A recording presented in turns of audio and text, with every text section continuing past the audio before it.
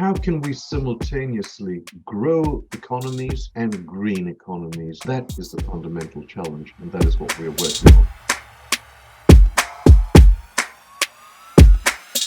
Welcome back, everybody. Richard Baker, founder of Collective Responsibility, here today with another episode of the Sustainable Ambassador Podcast. In this episode, I am extremely honored to be joined by Richard Damania, Chief Economist of Sustainable Development Practice at the World Bank. He's held several positions in the World Bank, and he's helped the World Bank become an acknowledged thought leader on matters related to environment, water, and economy. Richard, thank you very much for taking the time to join us. And as a starting point, it'd be great if you could introduce yourself and a little bit about the work that you're doing over there at the World Bank. Thank you so much, Rich. It's an honor and it's a pleasure to be here. So my name is Richard Damania, as you said. I joined the World Bank 15 years or so, probably a little bit more than that ago. So I've always tried to use economics as a tool to A, understand better the environmental challenges that the world confronts, and B, try to seek solutions for it. And really what my job in the World Bank has been, and increasingly so as more and more of the world understand this, is how can we simultaneously grow economies and green economies? That is the fundamental challenge, and that is what we are working on. As an example, we've just completed a report on environmentally harmful subsidies called detox development. And that looks at the magnitude of subsidies across the world that are doing harm. The other aspect of the job is, of course, to help all of our teams thinking through very, very difficult issues. And of course, trying to build a cohort of good economists that can keep addressing these kinds of issues that I would suggest to you are on the forefront of not only the intellectual challenge, but also the policy challenge that the world confronts today. These are huge topics, but are there a few that really resonate with you that you believe are the more or the most important? Before I answer that question, for it to make sense, let's look at how the world has made progress. In 1980, roughly 40% of the world was living in extreme poverty. Today, despite COVID, under 10%. About 50 years ago, 70% of the world was functionally illiterate. Today, that number is way under 20%. We've made huge economic progress, but that has come at a tremendous price on the environment. Biodiversity, climate change, water quality, water quantity, air quality. So what that tells us is that we've had progress, but that's come at the cost of the environment. I kind of look at it a little bit like the economic development that we've had has been incredibly beneficial. That wasn't the problem. The problem was the subsidies and the externalities that were allowed to occur through this process. We didn't pay for the environmental cost, and we subsidized things like coal. And my feeling is now we're kind of unable to support those externalities, unable to support those subsidies. And I'm curious what your thought is in that respect. I think there is recognition that we can't go on a business as usual. Clearly, business has a sense of responsibility and a role, but then governments, I think, also need to make sure that when a business wants to do the right thing, they're not economically penalized. At the moment, not everywhere, but in many cases, if I try to do the right thing by the environment, costs might actually go up, and someone that's doing the wrong thing might be able to sell the same product at a cheaper price. The role of government is to make sure that we have a level playing field. What's the role of economics as either a lens to understand where the gaps exist and where the trend is going to go, as well as a tool for actually bringing balance? So we can tell you, for example, how many people actually die because of air pollution or water pollution. We can tell you what the cost on the economy is of those deaths. We can show you how productivity declines on heavily polluted days. The other aspect of it is, well, so what do you do about it? Very often, in fact, almost all the time, there's no free lunch. Things usually cost if I'm going to do things differently. So they might cost me in the short run. As, for example, I invest in doing something cleaner. The hope is in the long run it'll pay off. And some countries and some companies are extraordinarily good at finding that gap and working out that there is actually a niche, more than a niche over there, that there is scope to make money. So I think the next trends are really to make a lot of money out of being green and doing things better. Moving away from green and growing to blue. When you look at water, what's the role of economics to understand where the problems are or where the investment needs to go? Like, how do you try to really understand the issues of water as an economist? We live in a world where the amount of water that we have is finite. And what we have is declining water supply. At the same time, because of population growth and greater affluence, the demand for water is increasing. And yet we're in an odd sort of world where you can go to some of the driest parts of the world and you will observe that rice, cotton, and sugarcane are grown in a desert and exported to other parts of the world. So what we've done across the world is we've grossly mismanaged water. And in fact, the mismanagement is often at its worst where water is scarce, because obviously the pressure is there to give the water for free or to do all sorts of things you wouldn't really want to do. And we do that, of course, with the best of intentions. Tying two things together, you have economic development, which, using China, India, many other countries, they're going through this hyper growth, I would argue in some part due to cheap water. How do we balance this? Because short term, we need to develop the economy. We need to maintain political stability. We need to maintain wealth. But we know that long term, we're going to face this issue.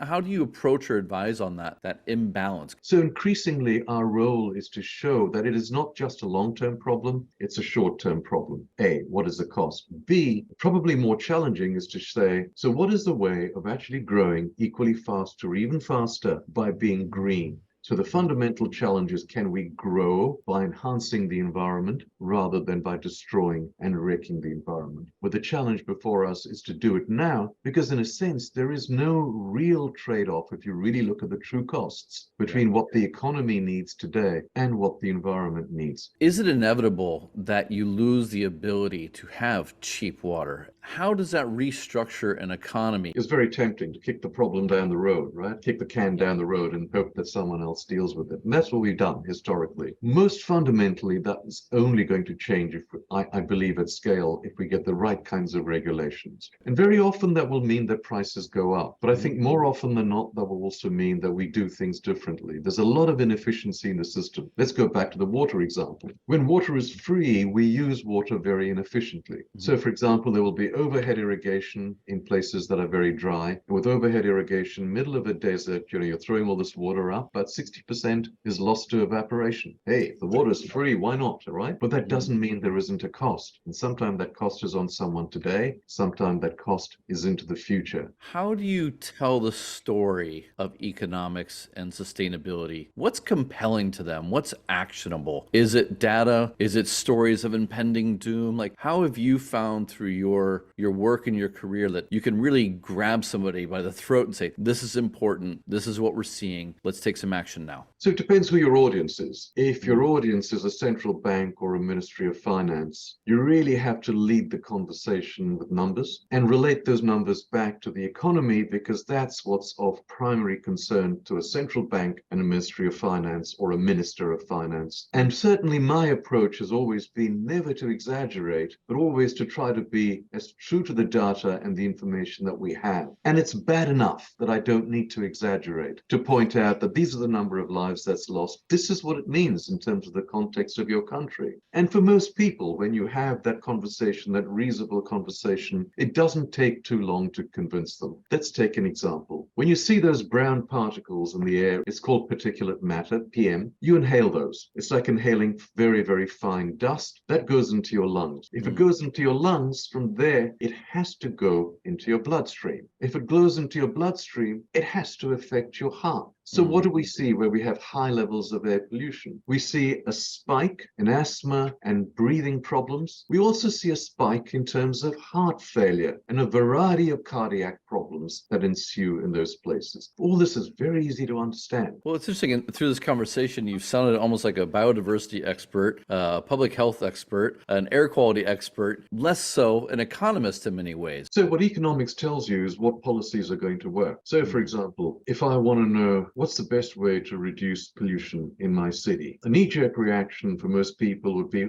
just tighten the regulation, just get rid of all of the polluting cars, and, that would be the end of the problem. What economics might tell you is that you could do it that way, but it might be a terribly expensive way to do it. And indeed, if we have very weak governance, all it might do is unleash rent-seeking. And what economics might tell you is not everywhere, but in many, many circumstances, it might well be that I create a market. So what I say is that I want to reduce pollution pollution by, say, 30%. And I put a cap to reduce pollution by 30%. And then I say anyone that can reduce pollution by 30% can trade their cap. We can find better ways of doing what we are trying to actually do, rather than simply having a ham-fisted approach of saying thou shalt not. And the great thing about economics is that it can actually tell you how you not only lessen the burden, but you can actually very often create growth with the right sorts of policies. Now, if I sound like a biodiversity expert, or if I sound like an air pollution expert, it's simply because I believe that I should not be working on biodiversity or air pollution or water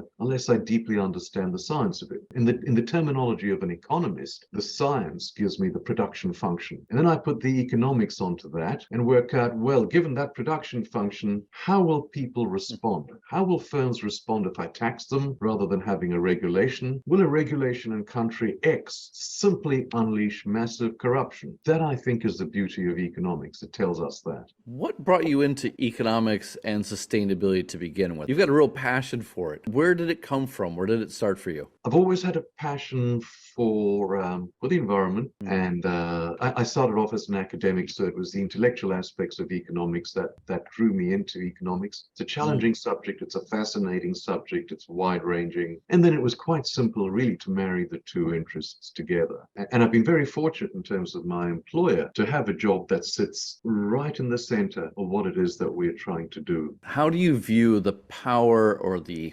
opportunity of this position to affect change? My primary job is through the power of ideas and showing how you can do projects, how you can do things and get the same outcome, hopefully in ways that are much, much more efficient. As an example, we did a report that showed you can feed 10 billion people by using less land than we do today, by using less water than we do today, simply by doing two things: using what we are using today more efficiently and putting the right thing in the right place. So not growing rice in the middle of a desert, not trying to cultivate lettuce or vegetables or fruit where the soil is inadequate, doing it where the soil is adequate and growing trees where you should be growing trees. And we came up with maps at a really, really low grid, about 50 by 50 kilometer grid, to show where farms should be, where forests should be, how much water should be used if you want to achieve that level of efficiency. And does that mean you get into which food has the least water footprint and therefore is most economical, and which one requires, or you get the most gains from, say, mechanization versus, say, small shareholder farms? Do you get that granular in your analysis? Absolutely. And of course, now that you're talking about those sorts of things, trade, it makes an awful lot of sense for some places to grow some things and sell them to other places rather than us all growing everything. It doesn't mean that you don't worry about food security. Of course you do. It's a balancing act. But food security doesn't mean that I need to grow everything. How future leaning do you get in your own work, and versus how much is it very, what are we seeing today and what are the potentials over time? So you have to do a little bit of both. But my own personal view is that the here and now is often more compelling. And in many ways, what you're seeing in the language of economists, and tell me if this makes no sense, is that the world has not priced those future risks adequately, which is why we're in the situation that we are in. So yes, we do need to have a sensible insurance policy for the future as we go forward. We also need to worry about the here and now. Otherwise, politicians will have very little incentive to take you seriously. And are we getting better at pricing that because we understand the systems more, or is it that the tools like AI make it a little bit easier? We're getting much, much better at this. And the more we understand, the better we get. But we've learned how to predict because of all of the tools that you're talking about, and we've learned how to protect as well. And we know where the risks actually are. What are the gaps, or what are the things that you worry about the most right now? The biggest worries would be biodiversity loss, which doesn't get anything like the attention that it deserves, not just perhaps for ethical reasons, but also because we know that biodiversity has cascading impacts. And as an economist, I have to be honest and say we've not really done the economics on that well enough. That's actually what keeps me awake at night, would be those sorts of irreversible changes and changes in systems. Sure, humanity will survive, but how will it survive?